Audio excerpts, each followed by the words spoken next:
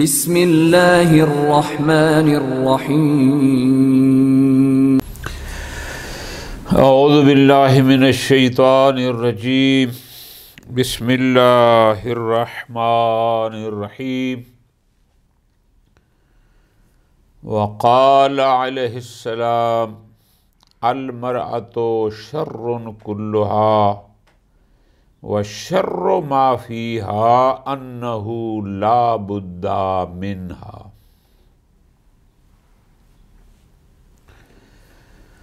امیر المومنین علیہ الصلاۃ والسلام اس فرمان مبارک میں عورت کے بارے میں فرما رہے ہیں کہ یہ عورت اگر نامحرم ہے تو گناہ کا خطرہ، اگر یہ عورت دشمن ہے تو ایسے ایسے جال بنتی ہے، ایسی سازشیں کرتی ہے کہ مقابلہ مشکل، اگر یہ عورت بیوی بن کے آئی ہے تو سارا خرچہ آپ پر واجب،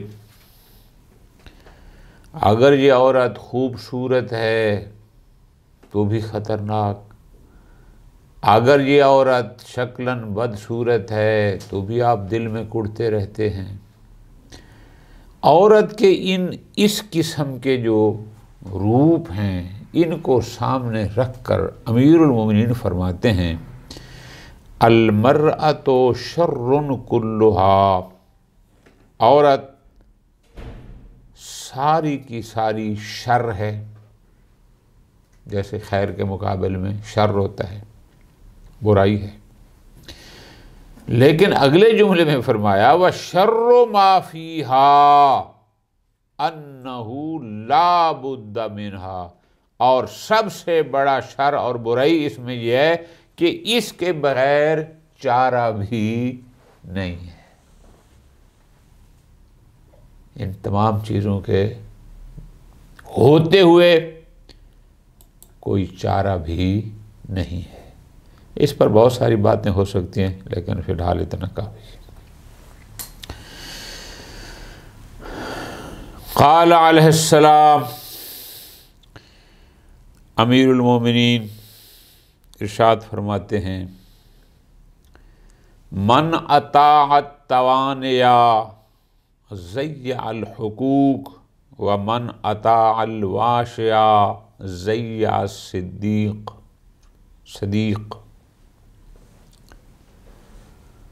توانی سستی کہتے ہیں، غفلت کو کہتے ہیں۔ آگے لفظ ہے الواشی، واشی چغل خور، نمام، ادھر کی بات سن کے ادھر، ادھر کی بات سن کے ادھر۔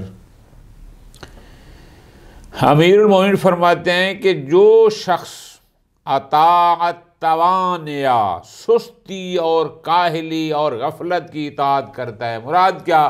یعنی سست رہتا ہے، ضیع الحقوق، وہ اپنے حقوق کو برباد کر دیتا ہے، ضائع کر دیتا ہے۔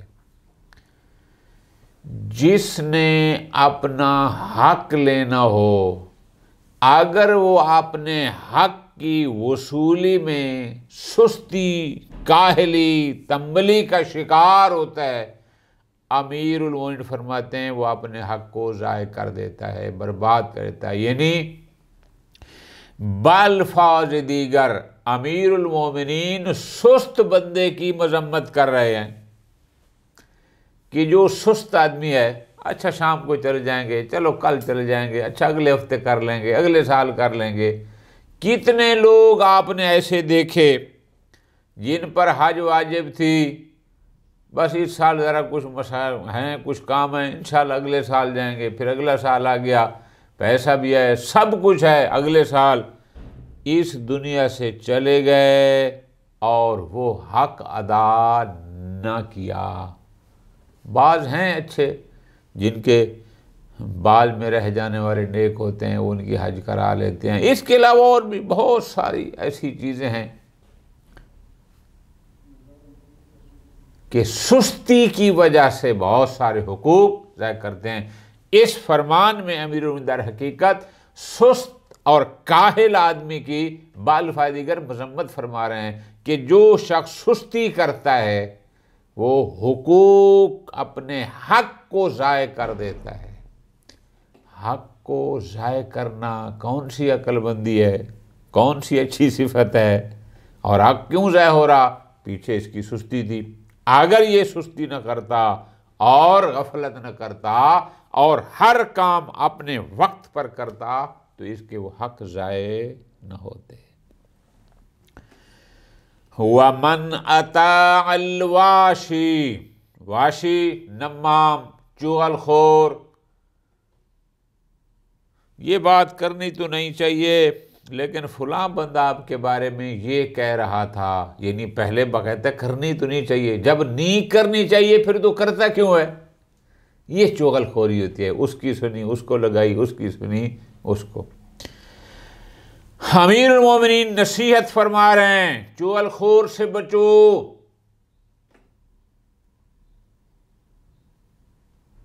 وہ کہتے ہیں نا جی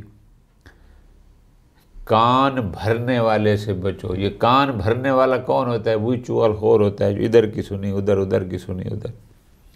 من اطاع الواشی، جو شخص واشی چغل خور کی اطاعت کرتا ہے، کیا مطلب؟ جو بندہ چغل خور کی بات پر اعتماد کرتا ہے، اس کو قبول کر لیتا ہے، ضیع صدیق، وہ دوستوں کو کھو دیتا ہے، ضائع کر دیتا ہے۔ کیوں؟ اس لیے کہ چغل خور اس کو کہے گا تیرے فلاں دوست نے آج تیرے بارے میں یہ بات کی ہے، اور جب اس کی تمہیں بتا رہا ہے تو یقیناً تیری بھی یہ جا کر اس کو بتاتا ہوگا۔ چغل خور شخص سے بچو، ان کان بھرنے والوں سے اجتناب کرو جو اس کی تمہیں بتا رہے ہیں، اس بات کو بھی کنفرم کر لو کہ پھر تمہاری بھی وہ جا کر اسے بتاتے ہوں گے۔ جو شخص چغل خور پر اعتماد کرتا ہے، اس کی بات کو قبول کر لیتا ہے، فرماتے ہیں ضیع صدیق، وہ اپنے دوست کو ضائع کر دیتا ہے، کھو دیتا ہے، اس لیے کہ اس کی چغل خوری کی بنیاد پر بہت سارے دوست ایک دوسرے سے جدا ہو جاتے ہیں۔ قال علیہ السلام الحجر الغصیب فی الدار رہن علی خرابها۔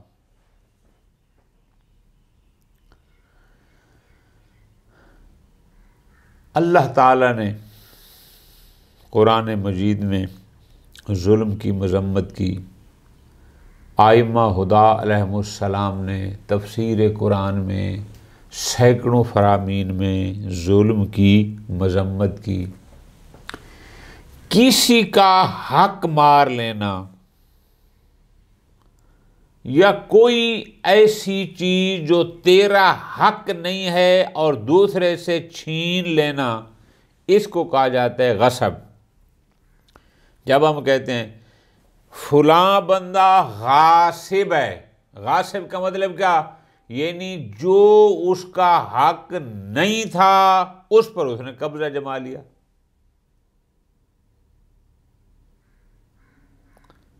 حق کسی اور کا تھا، قبضہ اس نے کر لیا، اس کو کہتے ہیں غاصب۔ عام سے جملہ ہے، اردو میں بھی استعمال ہوتا ہے۔ ایک جو مثال امام امیر المومنین جہاں دے رہے ہیں اس جملے میں، در حقیقت وہ متوجہ فرما رہے ہیں کہ جو بندہ کسی کے حق کو غصب کرتا ہے، جس کا جو حق ہوتا ہے وہ اس کو دیتا نہیں بلکہ اس کو غصب کرتا ہے، اس غاصب بندے کا انجام کیا ہوگا؟ صرف ایک مادی دنیاوی مثال دے کر امیر المومنین سمجھا رہے ہیں کہ اگر ایک شخص ایک بہت بڑا بنگلہ بناتا ہے، بہت بڑی بلڈنگ بناتا ہے، اور اس پوری بلڈنگ میں کہیں ایک اینٹ بھی غصبی لگا دیتا ہے، جو اینٹ اس کی اپنی نہیں ہوتی، کسی کی غصبی لگا دیتا ہے، امیر کائنات فرما رہے ہیں گویا کہ یہ اپنی ساری بلڈنگ کو تباہی اور بربادی کا رہن رکھ رہا ہے۔ وہ کیوں جی؟ اس لیے کہ وہ اینٹ جہاں بھی لگی ہوگی اس اینٹ کے مالک کو واپس کرنی ہوگی، اور اگر اس مالک کو واپس کرنے کے لیے ساری بلڈنگ گرانی پڑتی ہے تو بھی گرا دی جائے گی، لیکن اس اینٹ کے مالک کو وہ اینٹ واپس کی جائے گی۔ یہ مراد ہے کہ یہ ساری بلڈنگ تباہی اور بربادی کے رہن رکھ رہا ہے، مراد یہ ہے۔ یعنی تیری کروڑوں اربوں روپے کی بلڈنگ 10 منزلہ ہے یا 100 منزلہ کیوں نہ ہو، اس میں اگر ایک اینٹ غصبی ہے تو اس غصبی اینٹ کو اس کے مالک حقیقی، جو اس کا پہلا مالک اصل، اس کو واپس کرنے کے لیے اگر تیری ساری بلڈنگ بھی گرانی پڑے گی تو بھی گرا دی جائے گی، اور وہ ایک اینٹ اس کے اصل مالک کو واپس کرنی ہوگی۔ یہ سمجھا رہے ہیں کہ غصب کرنا، کسی کے حق پر قبضہ کر لینا کتنا بڑا جرم ہے، اس کا انجام کیا ہے، ذرا غور فرماؤ۔ فرماتے ہیں الحجر الغصیب، غصیب یعنی مغصوب، چھینا ہوا، فی الدار گھر کو کہتے ہیں، گھر میں ایک غصبی پتھر، ایک اینٹ آج کے دور میں آپ کہہ رہے ہیں، ایک بلاک کہہ لیں، غصبی کسی کا جو تیرا نہیں تھا، چھینا ہوا ہے، گھر میں ایک غصبی پتھر یا اینٹ لگانا رہن علی خرابہا، اس کی ضمانت ہے کہ وہ تباہ و برباد ہو کر رہے گا۔ کیا کہ تو اپنے اس گھر کو بربادی کا رہن رکھ رہا ہے۔ اس لیے جیسے میں نے مثال گزارش کی ہے کہ اگر وہ ایک غصبی پتھر واپس کرنے کے لیے ساری بلڈنگ گرانی پڑی تو بھی ساری کی ساری گرا دی جائے گی، لیکن وہ پتھر اس کو واپس کیا جائے گا جو اس کا اصل اور حقیقی مالک ہے۔ قال الرضی، سید رضی رحمۃ اللہ علیہ فرماتے ہیں قد روی ما یناسب ھذا الکلام عن النبی، کہ یا یروی ھذا الکلام عن النبی، دو عبارتیں ہیں کہ یہی کلام پیغمبر اکرم صلی اللہ علیہ وآلہ وسلم سے بھی نقل ہوئی کہ یہ فرمان نبوی ہے۔ فرماتے ہیں لا عجب ان یشتبہ الکلام، اور اس میں کوئی تعجب نہیں کہ دو کلامیں ایک جیسی ہو جائیں۔ کیوں؟ لأن مستقاہما من قلیب و مفرغہما من ذنوب، ذرا توجہ کرنی ہے اس کو، ٹھیک ہے جی۔ ذنوب، قلیب کہتے ہیں کنویں کو، اور ذنوب کہتے ہیں وہ بڑا ڈول جس کے ساتھ وہ کنویں سے پانی اس زمانے میں نکالا جاتا تھا۔ یہ دو مشکل لفظ تھے۔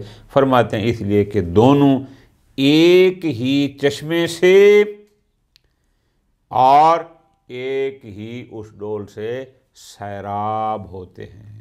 مراد کیا ہے؟ دونوں کا سرچشمہ ایک ہے، دونوں کے پاس علم الہی ہے، اور اگر یہ فرمان انہی الفاظ کے ساتھ پیغمبر نے فرمایا ہو تو بھی ہو سکتا ہے، امیر المومنین نے فرمایا ہو تو بھی ہو سکتا ہے، اس لیے کہ خود پیغمبر کا اپنا فرمان ہے انا وعلی من نور واحد، لہذا یہ کوئی تعجب نہیں کہ یہ ایک ہی کلام دو بندے کیسے فرما سکتے ہیں، نا کوئی مشکل نہیں ہو سکتا ہے۔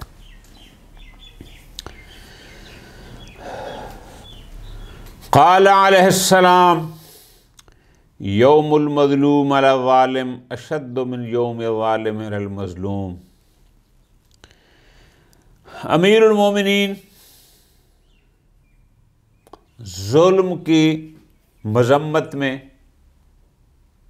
کہ ظلم کرنا ایک کبیح عمل ہے، ظالم شخص قابل تعریف نہیں ہوتا، ظالم شخص قابل مذمت ہوتا ہے، لیکن اس کو اس انداز میں فرما رہے ہیں کہ ایک دن ہے ظالم کا، ایک دن ہے مظلوم کا۔ یہ دنیا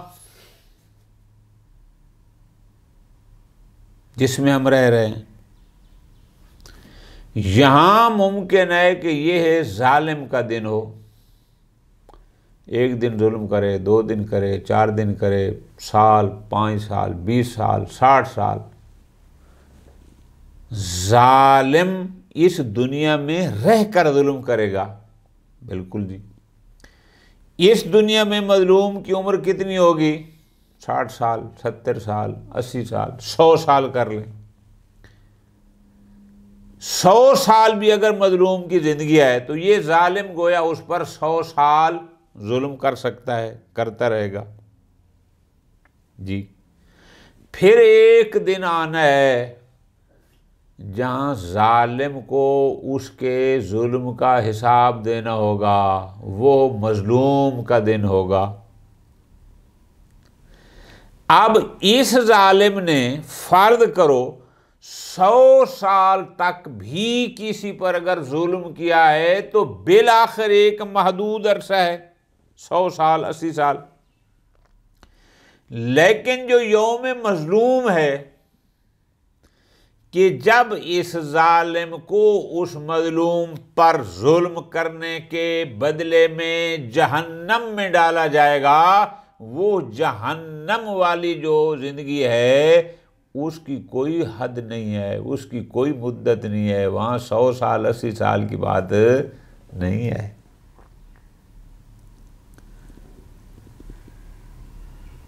اب یہ ظالم اس محدود عرصے ولو 100 سال ہو، اس محدود عرصے میں کسی پر ظلم کر کے ہمیشہ کی جہنم خریدنا چاہتا ہے۔ اب آپ بتائیں کہ زیادہ سخت دن کس کا ہے؟ یہ جملے میں امیر کائنات اصل میں یہ فرمانا چاہتے ہیں، ظالم کو متوجہ کر رہے ہیں کہ تو جتنا بھی کسی پر ظلم کرے گا بالآخر وہ ایک محدود عرصے کے لیے ہوگا، سال، 2 سال، 10 سال، 20 سال، 100 سال۔ آخر مظلوم نے اس دنیا سے چلا جانا ہے، تو نے بھی چلا جانا ہے۔ لیکن وہ دن جو مظلوم کا دن ہوگا، جب اس مظلوم کو اس پر ہونے والے ظلم کا بدلہ اور انعام دیا جائے گا، جو تیرا ظلم سہتا رہا، اور ظالم کو سزا دی جائے گی، چونکہ وہاں پر تو مظلوم کی سنی جانی ہے، ظالم کی تو نہیں سنی جانی، تو وہ دن اس سے کئی گنا سخت ہے۔ اب تیری مرضی کہ تو اس تھوڑے اور محدود عرصے کے ظلم کے بدلے میں ہمیشہ کی بدبختی لے لے، یا اس محدود عرصے میں کسی پر ظلم نہ کر کے اپنی اس آخرت کو بچا لے۔ اب یہ تیرے بس میں ہے۔ ائمہ نے اس کو واضح کر دیا، قرآن نے اس کو کلیئر کر دیا، ائمہ نے تفسیر قرآن میں کلیئر یہ فرمانے امیر المومنین کا فرماتے ہیں، یوم المظلوم علی الظالم اشد من یوم الظالم علی المظلوم۔ مظلوم کے ظالم پر قابو پانے کا دن اس دن سے کہیں زیادہ سخت ہے جس میں ظالم مظلوم کے خلاف اپنی طاقت دکھاتا ہے۔ یہ جو میں نے وضاحت کی، اس لیے کہ ظالم نے تو ایک محدود عرصہ اپنی طاقت کا اظہار کیا، اس پر ظلم کیا، 80 سال، 50 سال، 100 سال، لیکن جب مظلوم کا دن آئے گا وہ تو محدود نہیں ہے، وہ تو ابدی ہے، وہ تو خالدی ہے، وہ تو ہمیشہ کے لیے ہے۔ تو جب ہمیشہ کے لیے ہے تو تمہیں اس کی سزا، ظلم تو نے کیا تھا 50-60 سال، لیکن سزا جو بھگتنی پڑے گی اس میں تو 50-60 سال نہیں ہے، وہاں تو دوزخ ہی دوزخ ہے۔ تو اس کا مطلب ہے مظلوم کا دن بہت سخت ہے اس کی نسبت جو تو اس پر ظلم کرتا رہا جو تیرا دن تھا۔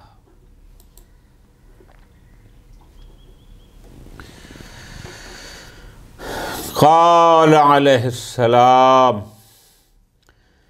اتق اللہ بعض التقیٰ وإن قل واجعل بینک وبین اللہ سترا وإن رق۔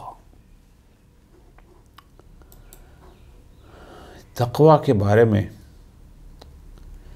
امیر المومنین ارشاد فرما رہے ہیں، بہت غور کرنا ہے۔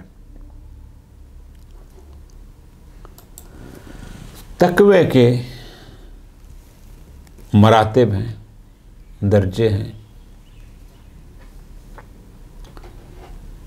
ایک تقوی جو انبیاء کو ہوتا ہے، ایک تقوی اوصیاء کو ہوتا ہے، ائمہ کو ہوتا ہے۔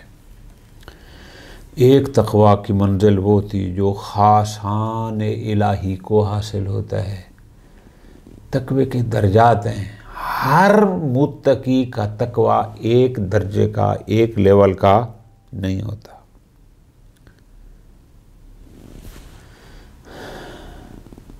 ہمارے ہاں ایک غلط بات رائج ہے، محفلوں میں بھی کی جاتی ہے، کہ جب ان کو پیغمبر اکرم صلی اللہ علیہ وآلہ وسلم یا ائمہ ہدیٰ علیہم السلام کے سیرت کے واقعات سنائے جاتے ہیں، ان کا تقوی اور پرہیزگاری بیان کیا جاتا ہے، تو بعض نادان لوگ کیا کہہ دیتے ہیں کہ وہ تو نبی تھے، وہ تو امام تھے، ہم وہ تو نہیں بن سکتے۔ بھی کس نے کہا ہے تو نبی بن جائے، امام بن؟ کس نے کہا ہے کہ تیرا تقوی پیغمبر کے تقوی کی لیول کا ہو سکتا ہے؟ کس نے کہا ہے کہ تیرا تقوی امیر المومنین کے تقوی کی منزل پر پہنچ سکتا ہے؟ نہ۔ اس فرمان میں امیر المومنین علیہ السلام ہم جیسے لوگوں کو متوجہ کر رہے ہیں کہ اگر تقوی کی تم آخری منزل پر نہیں پہنچ سکتے تو اس کی پہلی سیڑھی پر تو کم از کم آ جاؤ۔ علماء کیا فرماتے ہیں کہ تقوی کی پہلی سیڑھی کیا ہے؟ بندہ واجبات کو ادا کرے اور محرمات سے اجتناب کرے، یہ پہلی سیڑھی ہے۔ چونکہ اگر یہ بھی نہیں پھر تو وہ فاسق ہو گیا، وہ تو عادل ہی نہ رہا۔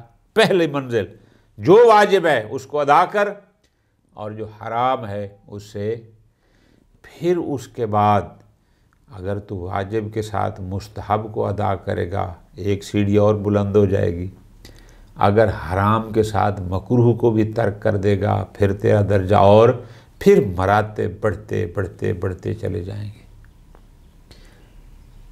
امیر المومنین اس جملے میں اگر ہم تھوڑی توجہ کریں، اس کو ایک دفعہ نہیں، ایک دفعہ سے بات سمجھ نہیں آئے گی، بار بار پڑھیں کہ مولا فرمانا کیا چاہتے ہیں۔ فرماتے ہیں تقوی الہی اختیار کرو، چاہے تھوڑا سا بھی کیوں نہ ہو، قلیل بھی کیوں نہ ہو۔ بہت گہرا جملہ ہے، اس کو ایک دفعہ نہیں چند بار پڑھیں پھر سمجھ آئے گی۔ کیوں امیر المومنین فرما رہے ہیں وَإِنْ قَلَّ، چاہے تھوڑا سا تقوی بھی کیوں نہ ہو تیرے اندر ہو۔ وَإِنْ قَلَّ فرمان ہے، چاہے تھوڑا سا بھی کیوں نہ ہو صحیح۔ کیوں؟ تشریح میں علماء فرماتے ہیں شاید امیر المومنین اس لیے فرما رہے ہیں کہ وہ ہیں امام المتقین، اور اگر تو اس امام المتقین کی اطاعت میں آنا چاہتا ہے تو کچھ نہ کچھ تقوی ہوگا تو وہ تیرے امام کہلائیں گے اور ہوں گے۔ جب میرے اندر ذرہ برابر بھی تقوی نہیں ہے تو میں کیسے کہوں گا وہ میرے امام ہیں؟ وہ تو امام المتقین ہیں، میرے اندر تقوی کا ذرہ بھی نہیں ہے۔ فرماتے ہیں اس لیے فرماتے ہیں کہ تقوی اختیار کرو وَإِنْ قَلَّ، چاہے تھوڑا سا بھی کیوں نہ ہو، اس قابل تو بن جاؤ کہ تم کہو علی میرا امام ہے۔ بہت گہری بات ہے، تھوڑا سا اس کو بار بار غور کریں۔ اگلے جمعہ فرمایا اپنے اور اپنے رب کے درمیان سترن ایک پردہ بناؤ، چاہے وہ باریک بھی کیوں نہ ہو۔ کیا مطلب؟ حیا کا پردہ، اطاعت کا پردہ۔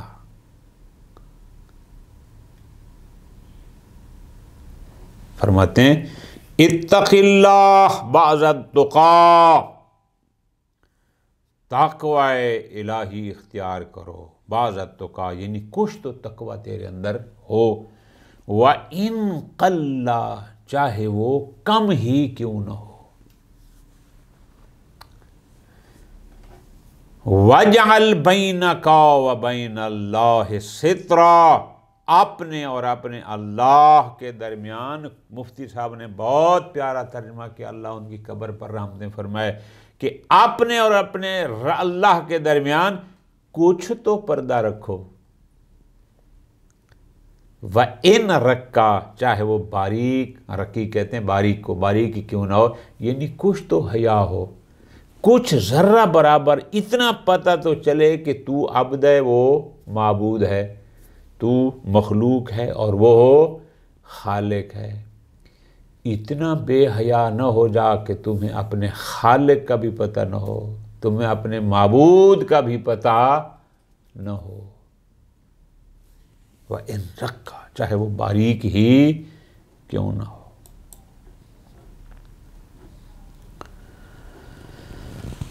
وقال علیہ السلام اذا ازدحم الجواب خفی الصواب۔ اس کی 2-3 تشریحیں ہیں۔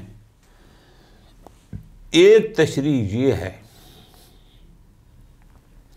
کہ اگر ایک بندے نے آپ سے سوال کیا اور آپ نے کہا اس کا پہلا جواب یہ ہے، دوسرا یہ ہے، تیسرا یہ ہے، چوتھا یہ ہے، سارا علم آپ نے بہا دیا، تو صحیح جواب کیا تھا اس سائل بیچارے کو کچھ پتہ نہیں چلے گا، اس لیے کہ آپ نے جوابات کے انبار لگا دیے۔ اب ان میں سے کون سا والا صحیح ہے اس کو کچھ پتہ نہیں چلے گا۔ ایک تشریح یہ ہے کہ اگر آپ کسی محفل میں موجود ہیں، ایک سائل ایک سوال کرتا ہے، ایک صاحب ادھر سے جواب دیتا ہے، دوسرا ادھر سے دیتا ہے، تیسرا ادھر سے دیتا ہے، کئی جواب آئے اور ہر بندہ اپنے جواب کو ٹھیک کرنے کے لیے دلیلیں دینا شروع کر دے گا، تو ان میں سے جو صحیح جواب ہوگا وہ چھپ جائے گا، اس کا پتہ نہیں چلے گا کہ بالآخر اس سوال کا صحیح جواب کون سا تھا۔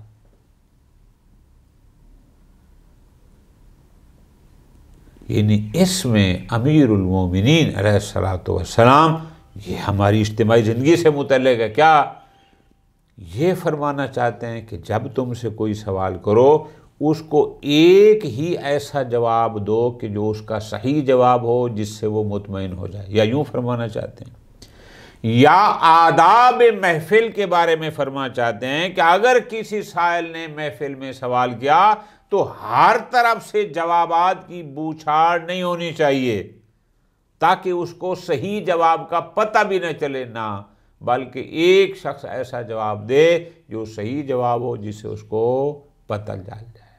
یہ تشریح اس فرمان کی یوں کی گئی ہے۔ فرماتے ہیں اذا ازدحم الجواب، ازدحام ہوتا ہے یعنی جمع ہو جانا، بہتاب، بہت سارے، رش،